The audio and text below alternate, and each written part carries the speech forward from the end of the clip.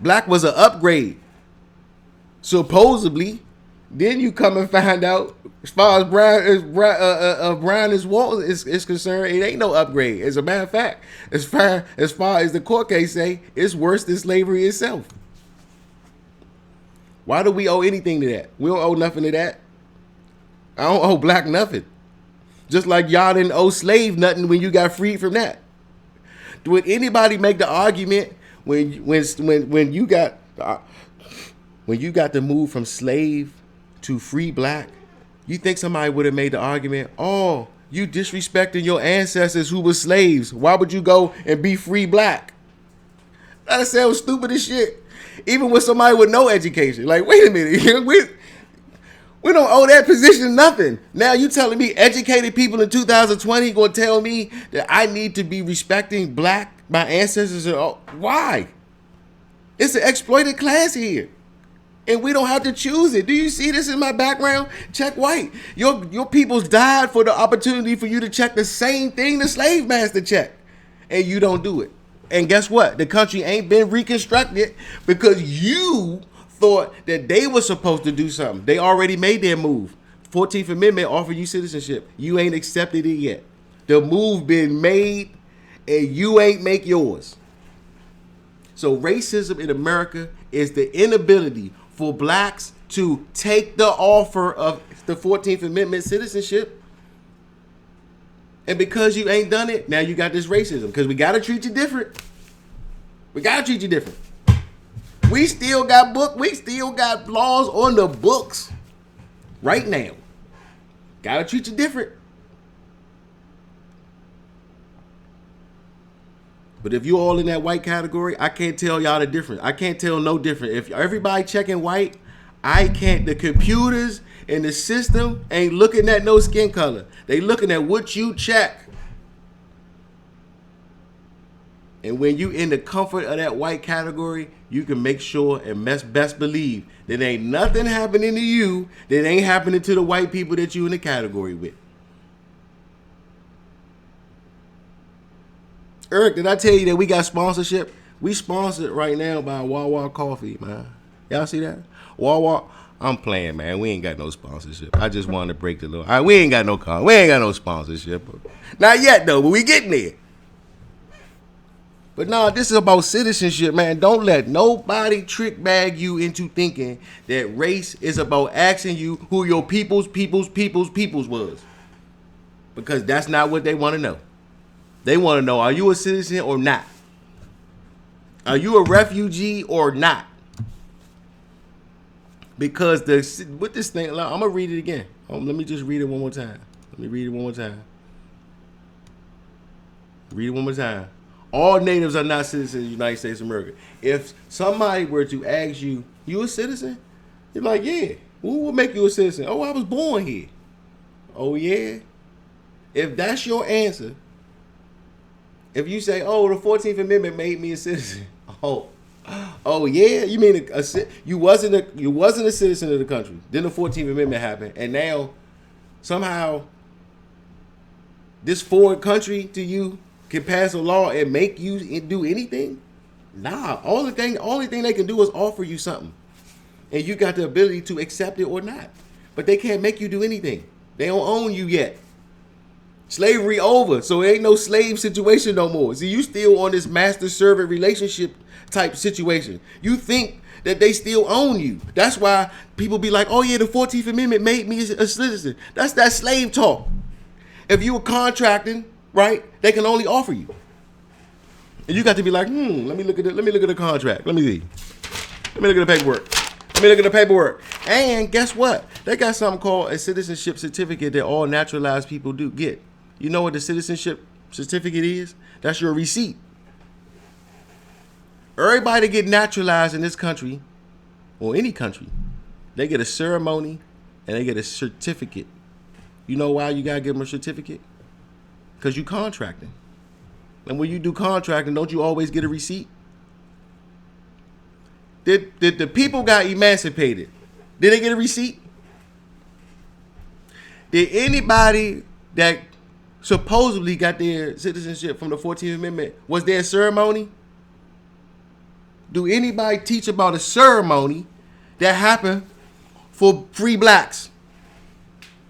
Do we got this paperwork that get passed down from generation to generation to generation that everybody take a picture with when they get their high school diploma or their college joint, and then they take a picture with the certificate, that great. Do anybody got any pictures next to the certificate? The receipt of the citizenship. Do anybody got any evidence of the certificate? What do you mean, y'all? You a citizen, but you ain't got no receipt? Even Burger King give you a receipt. When I got this coffee by Wawa, I got a receipt. Now you niggas telling me you got citizenship, you ain't got no receipt. I can show you so many things to say the only way to be a citizen is white. You got citizenship, no fucking receipt. Look at my receipt right there. Look in the background. I leave my mark every time they ask me. Because I'm lined up with what they say. They say, look, I don't care if you aboriginal origin of the Africa. How you going to have two different origins? If you native here, you can't be origin African. That's why it don't make that. Like, if you confused, you can't be you don't deserve citizenship. If you born here and you talk about some Africa, you don't even deserve it. You don't know where you at, so you can't be citizen here. But you give me the opportunity to check white, and you think I'm disrespecting my ancestors by hitting black. You got me. You are I am not. You got me. Not me. You gotta get somebody else with that. Everywhere I go, I get a receipt. You try to tell me niggas ain't got no receipt for their citizenship, and they celebrate emancipation, and I showed you how they carry emancipation 10 years before they even gave it to you. They told you it was a trick bag. And we celebrate that. I don't celebrate it. I be like, y'all, I check white and y'all celebrate emancipation. That's the trick bag. Ain't nothing to celebrate. You don't like celebrate the con. We still in Reconstruct. This whole Zoom today, right? Was to let it be known that, look, you still in Reconstruction right now. And you still really got the power. You always had the power to reconstruct the country. After they made the offer of the 14th Amendment, you had the power to reconstruct at that moment. And if you would have took the offer, you would have came in, whites, blacks, Asians, all these different enslaved. You would have came in, and then when you came out of Reconstruction, it would have been only whites and prisoners. Because everybody would have took the offer. They're like, oh, fuck this Asian. I ain't gonna do that no more. Let me get this, look, black? You think I'm gonna do that? I might as well hit slaves. No way. Let me get some of that white. You mean tell me my peoples couldn't hit white, but I can hit them there? Offer? Yeah, let me get that. And let me get some of that, and let me get that receipt too. Because everybody else get a receipt. So don't think, look, I don't want to be special. I want the ceremony and the receipt. And this the thing. Let me just go. Let me do one thing here. This how you already know that this ain't no small thing, right? Let me show you how this ain't small. As soon as my computer load me up, I'm gonna show you how this ain't no small thing. In Puerto Rico, they had the Jones Act, right? The Jones-Safran Act. Let me see. Jones. Hold up. Jones. Like Shafran. There it is. Jones-Shafran Act. All right. This is when the United States offered Puerto Rico citizenship. Right? I always go to this because it's something important here. Let me find it. Alright. Here's the importante. Okay. This how you know citizenship come with receipts, right? It say residents of the island were granted United States citizenship and allowed to reject it voluntarily within 6 months. Now, this is the thing. Let me first say this. You continually get the opportunity to reject citizenship every time you get a racial category. You get a chance to reject it every time. You don't hit white, you reject. But this is the thing that's important about this Saffron Act. It says of almost 1.2 million residents of the island, only 288 rejected it. They know the exact number of people who did not accept citizenship, their offer. Right? And just think about this too. After you come out of a situation of slavery, right? And somebody offer you citizenship to the United States of America, you might not think that's the sweetest thing. Y'all people just enslaved me. Now I'm gonna wanna be a part of y'all. Like, do you think 100% of the people who were offered citizenship through the 14th Amendment would have accepted it if it was an offer? Nah. I'm sure people would have been like, nah, I don't want no citizenship. Nah, I'm good. Like, we'd do our own thing. We'd just do our own little settlement. Y'all do y'all thing, we do ours. They know exactly how many people rejected it. Because law can't make a foreign country can't come in and just make you do nothing. They gotta offer it, and you gotta either accept it or reject it. Do we have any history of blacks being able to voluntarily reject or accept the citizenship offered to them through the 14th Amendment? Is there any evidence of somebody rejecting or accepting it? No. But you don't understand that every time you get that racial category, that's your time to shine. You didn't know what they was asking you. Racial categories and race is so important in this country, and everybody thinks it's about ancestry, and that's the biggest con in the game. They don't care about who your peoples was. They want to know, did you accept that citizenship or not? That's all. Look at my background, people. Your peoples died for you to be able to check the same thing as that motherfucker with the lash. And you keep hitting some low class joint, thinking that you respecting them. Stop playing with that. I'm done. Floor open. Questions, whatever y'all want to do.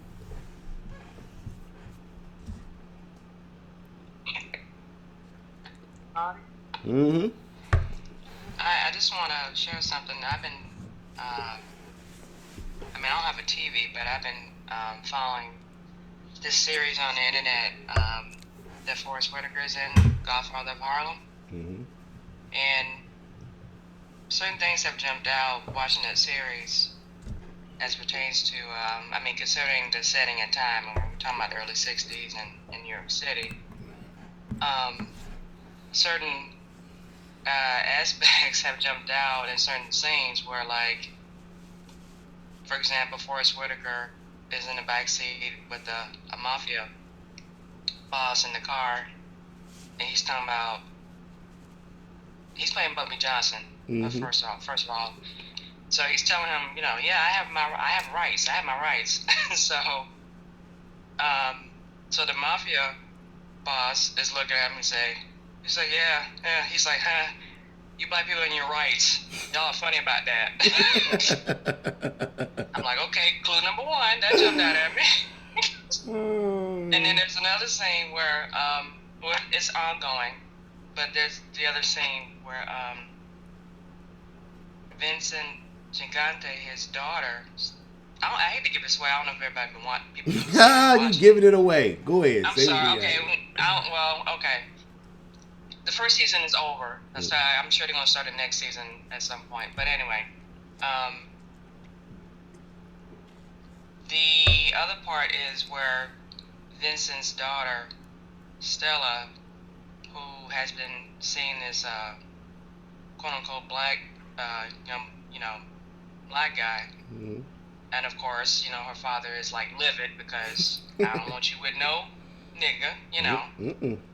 and we need to get him killed because this is the mafia, and you know how they feel about. Nick, can you pause? um. Can you pause right there? Can you pause right there Okay. for a second? Let's watch Okay. this.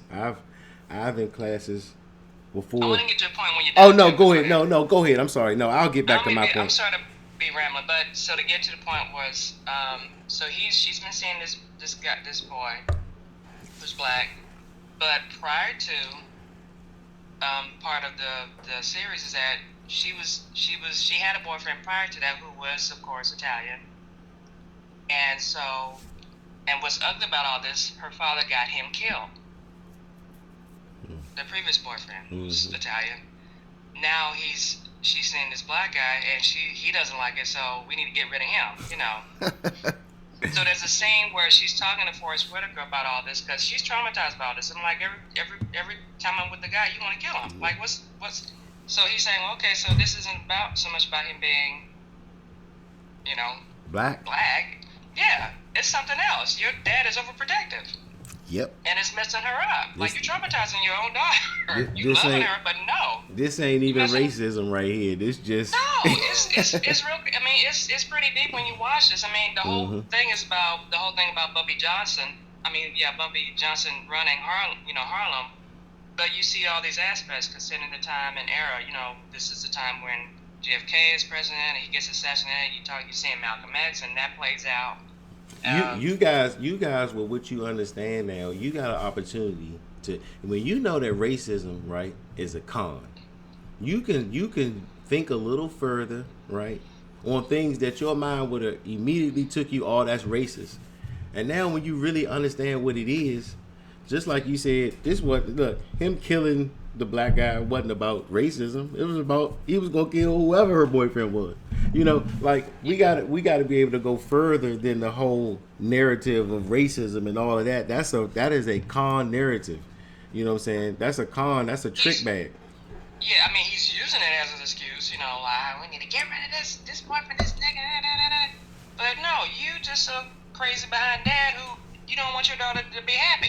And your daughter Racism doesn't like you. is a good excuse. Racism becomes a good excuse for all type of things. Now, this the thing too, and let's go one step further in that scenario that you gave, right? If Okay, you one more thing I want to add too, but go ahead. if you Go ahead. understand that your daughter's boyfriend is a part of an exploited class, right? You understand that.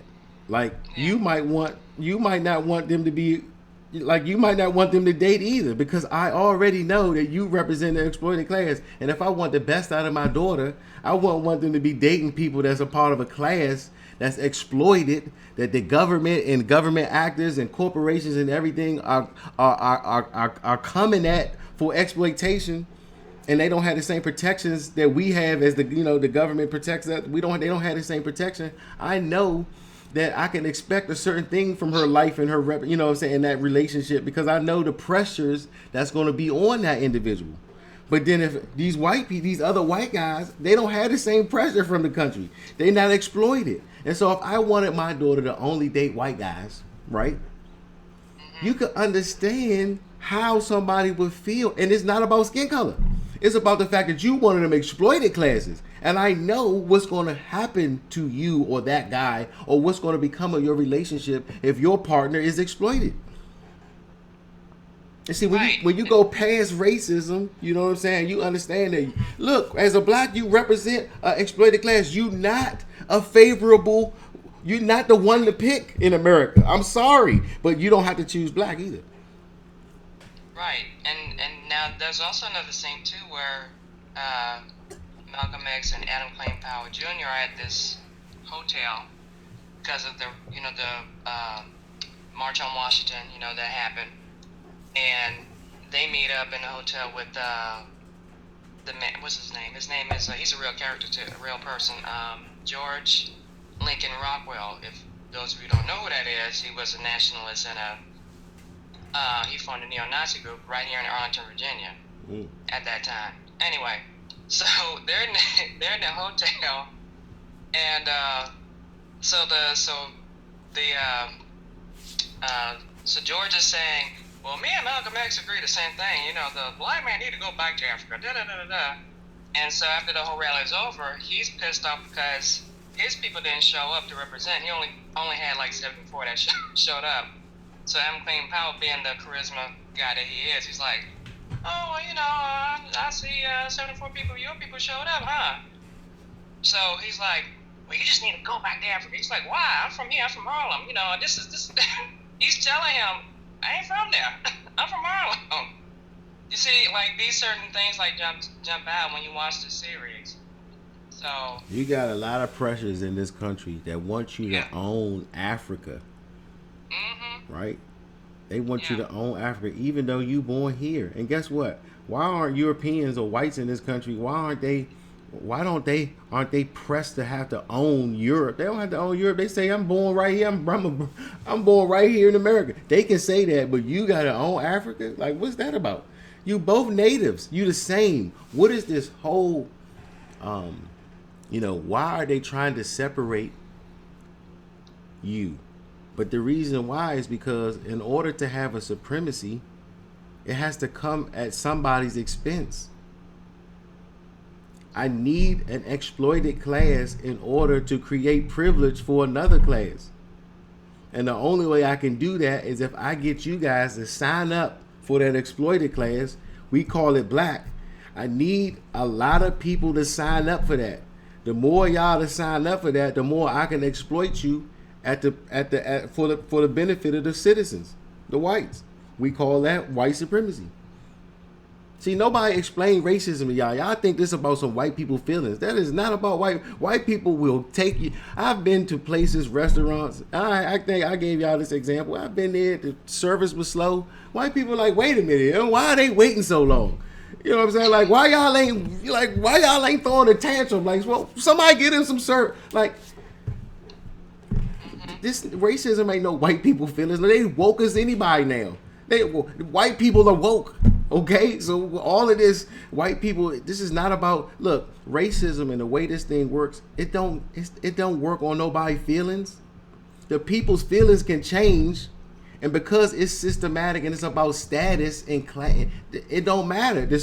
America's never going to change, even if the people's attitudes change. You keep checking black, they gotta treat you differently. And when I say they, I'm talking about the laws in this country. You still going to have racism because it's systematic. It's not about white people feelings. And we at a time where white people are more woke than ever. And so why hasn't the country drastically changed and racism drastically changed when we got white people as woke more than ever? Because it never had anything to do with their attitudes. It had everything to do to you keep checking a status that allows them to exploit you. Is what you allow them to do to you. And see, nobody is telling you that racism is your fault right now. You still waiting for a white man to alleviate something, for them to change some law that has nothing to do with that. The only person that can reconstruct America is blacks.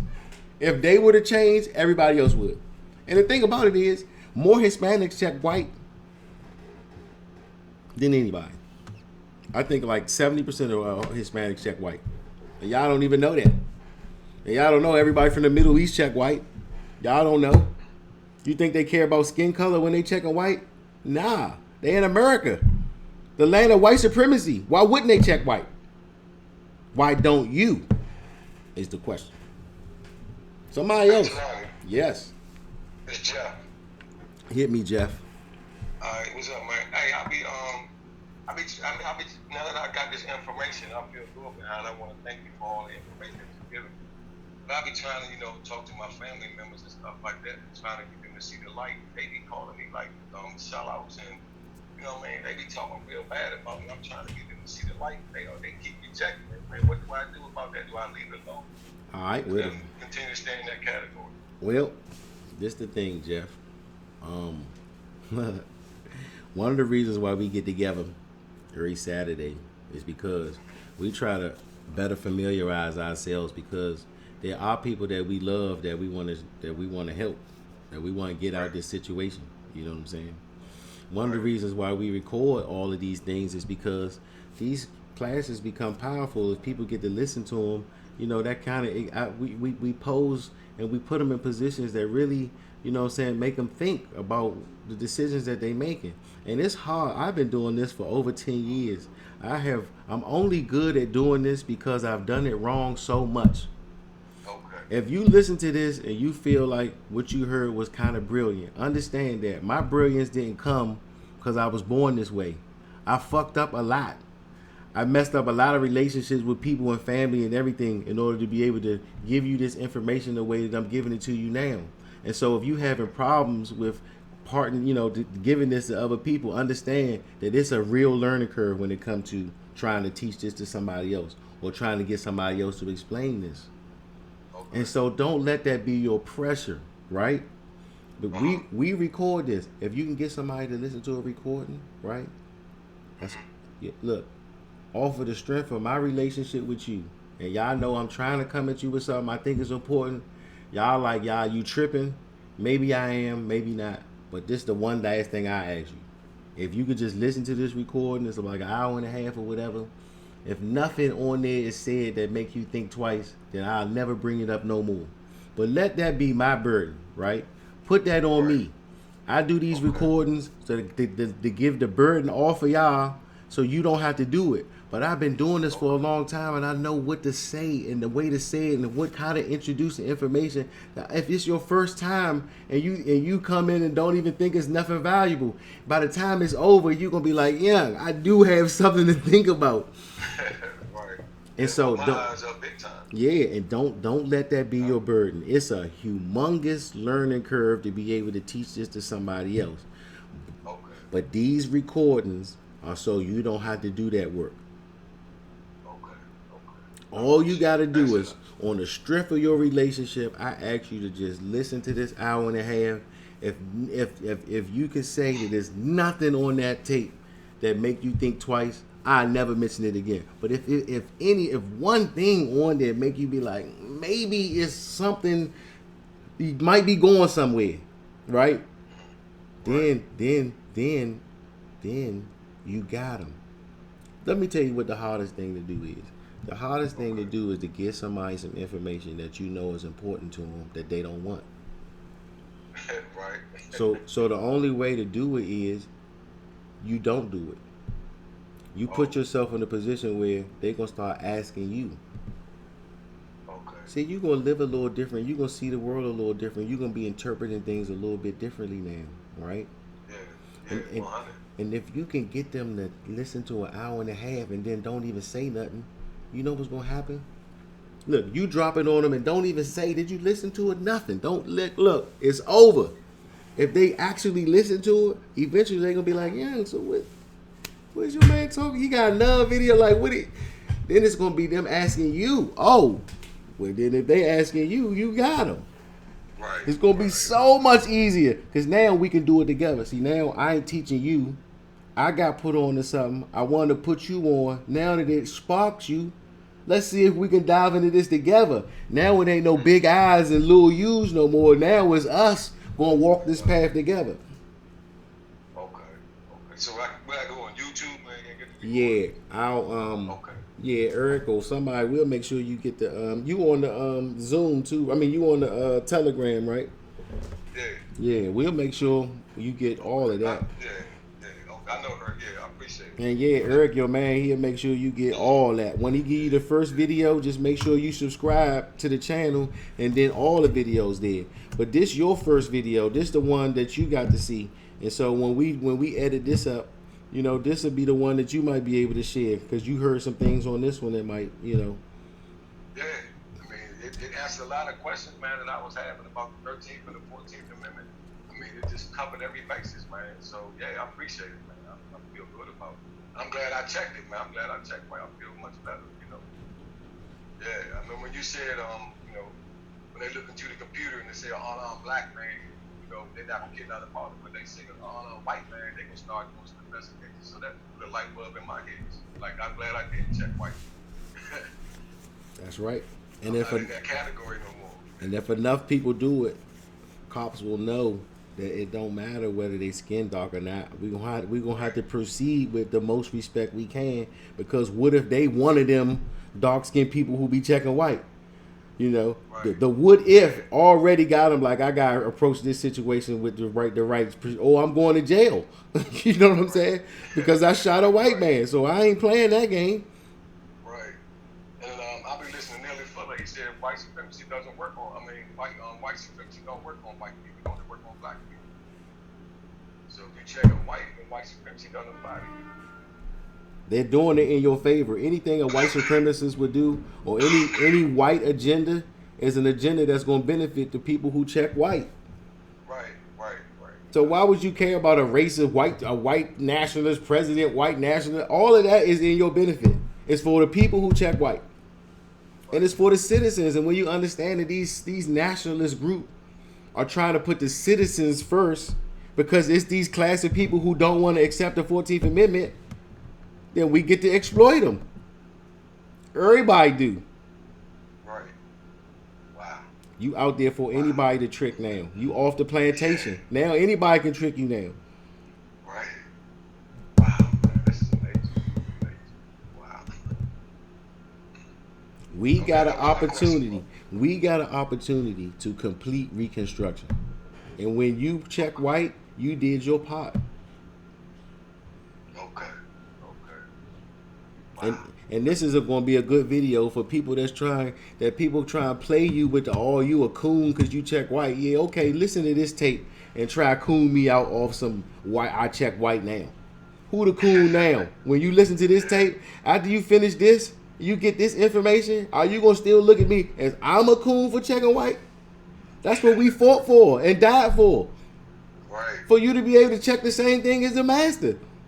Right, exactly. It makes sense now. Makes 100% sense, man. Wow, thanks a lot, man. Man, I appreciate you for tuning in, man. That's what we do every Saturday. We break this shit down. And Eric bring up an article, and I'm going to take that article and I'm going to translate it right back to this whole information, because that's what it's all about. You can't see America the same way when you understand that race is about citizenship, and you can choose anyone you want. Voluntarily, right. And you think that you ain't doing something incorrect if it was created to separate people, not citizens and non-citizens, and yet now you got the opportunity and the right to check anyone you want, and you continue to check the same way that they had set the system up in the beginning. Right. They're gonna keep treating you the same way. You participating the same way it was designed. Wow. Reconstruction is on you. And when you check white, you did your part to reconstruct the country. And if we want complete reconstruction, is when people understand this information and they start to do what they're supposed to do and really respect their ancestors and check white and take their birthright. It makes sense. Yes, sir. And I know you can't say it to, like it's hard to be able to say that and do it that way, but that's why we recorded these joints. When it come out, I make sure that that Jeff, you get the copy, baby, for sure. I appreciate it. You got it, man. You got it. I'm definitely on it for real, though. Mm-hmm. Okay. Yep. Anybody else before we end this thing, man? Just unmute your mic. Okay. I put in the comment, our ancestors died for us to be free, because people always want to say, oh, they died for your right to vote. I'm like, no, this ain't about no voting.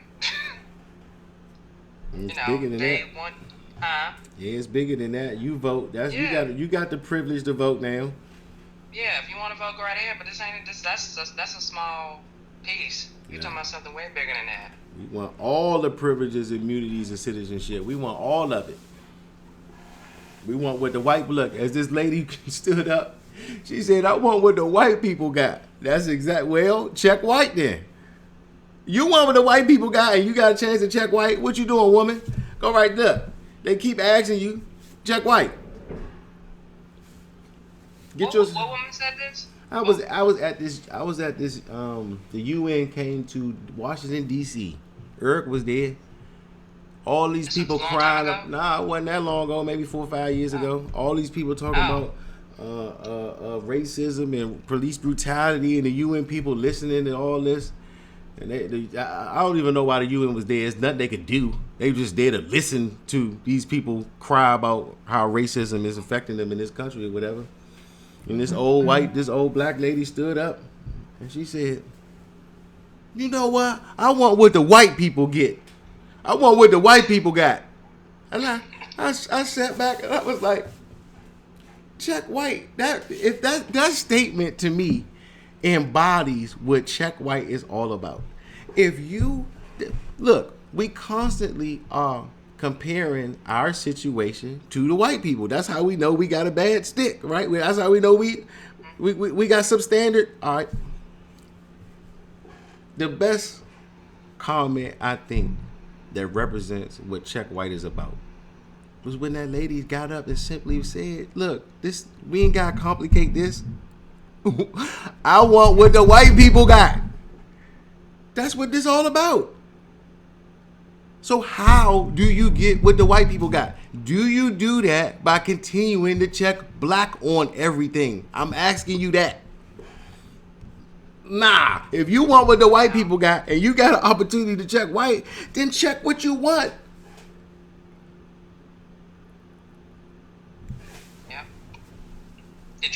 Were you able to meet her? I ain't meet the lady. And one thing I can say is that this brought to you by Wawa Coffee, man. Wawa Coffee, okay? You want to know what?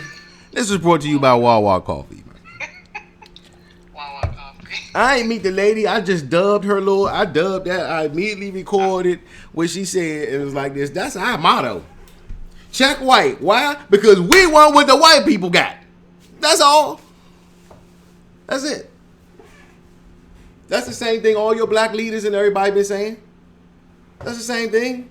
They want what the white people want. They want what the white people got. So, stop asking them to give you when they keep asking you who you want to be. You want the white rights? Check white. That's what your common sense say. But something is teaching you all these pressures of your ancestors and all that. When people hit me with that, I quickly be like, really? You know the slaves weren't even black? They didn't get to be black. That was an upgrade as far as they was concerned. The free blacks got to walk off the plantation, go to do what they want to do, had their own huts outside. That was an upgrade. So when you tell me I owe something to black because of my ancestors who were slaves, they don't owe shit to black. I don't owe shit to black.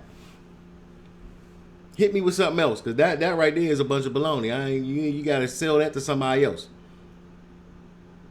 The slaves weren't black, so don't tell me that they didn't owe nothing to black. I don't owe nothing to black. And when I live in a country that I can choose to be in the supremacy or not, or exploitation, I'm a fool if I keep choosing exploitation. So you can treat me with all this Cancun shit all you want. I ain't no fool. You keep insane is keep doing the same thing and expecting a different result. You keep checking black and then you keep generation after generation. My great grandfather marched. We still march. You check this. You keep checking black and you keep marching. And your kids gonna march too.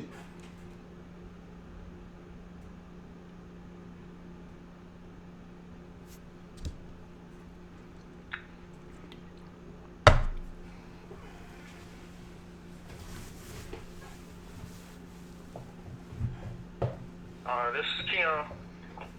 What up, though? I just want to say thank you. This has been a real eye-opener for me.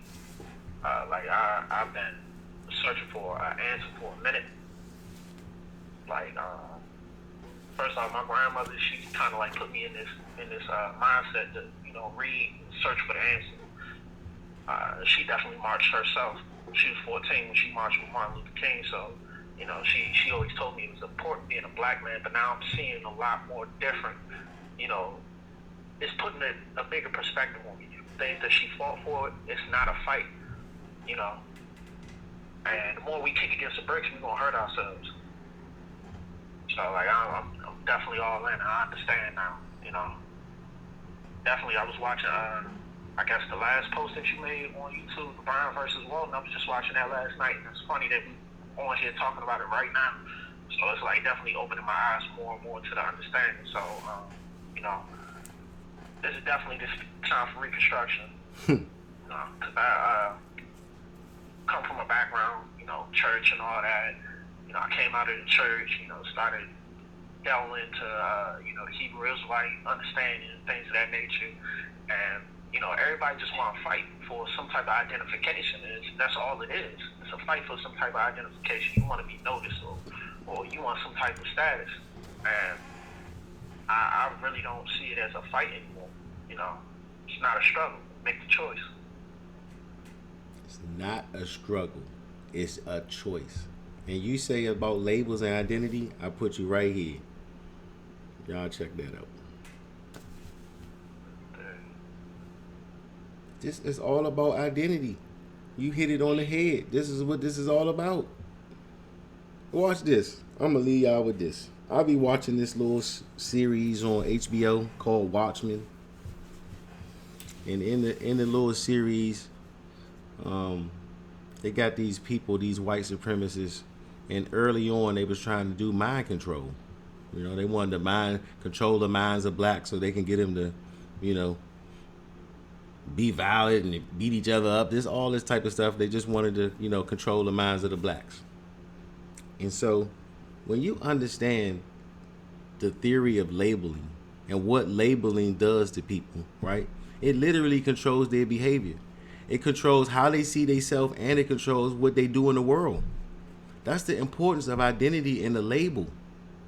And so when Brown versus Walton is telling you that all you're going to have is a life of poverty and this, that, and the other, and decay and all of that, it's because that is what they build that label up to be. And if you accept the label, you accepting what comes with that identity too. This country makes a conservative effort to identify what black is. Not what the people doing, but what they want it to mean. Because if they control the identity, right, then the people that accept it, right, it controls what they do and how they see themselves. That's pretty much mind control. In real life, though, that is how powerful identity is. And when you reclassify yourself as white, what you're doing is you're taking control. You're saying, I choose a positive identity for myself, not a negative one. And there is a difference between how you label yourself and what the effects of a positive label is versus a negative one. You overachieve when you got a positive identity about yourself. You know what I'm saying? But when you got a negative one, you already know. And so identity, you hit it right on the nail. And that was one part of this whole thing that I didn't get to, but that's exactly where I was going. And that was the whole identity. This is what this whole thing is about. And you want to control your identity because it controls how you see yourself and what you do in the world. You want your kids to be great. What labels are you putting on them? Are you telling them go out there and you're going to be great and you make them black? I don't know about that, because if we already know that black is a negative label.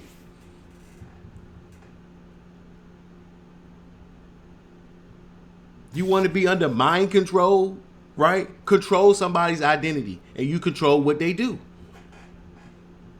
That's what this whole thing is about. And I'm glad you mentioned identity, because that is exactly what at the core of all of this information.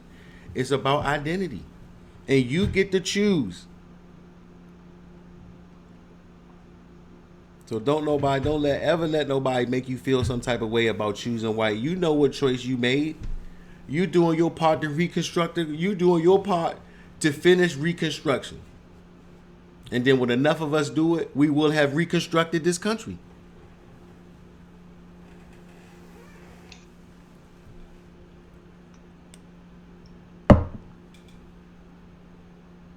Next Saturday, same bat time, same bat channel. Y'all already know. I'll come up with something else next week. But it's all going to sound the same. Race is about your choice of citizenship, not your ancestors. Eric, you want to say something? Let him go. Close it out.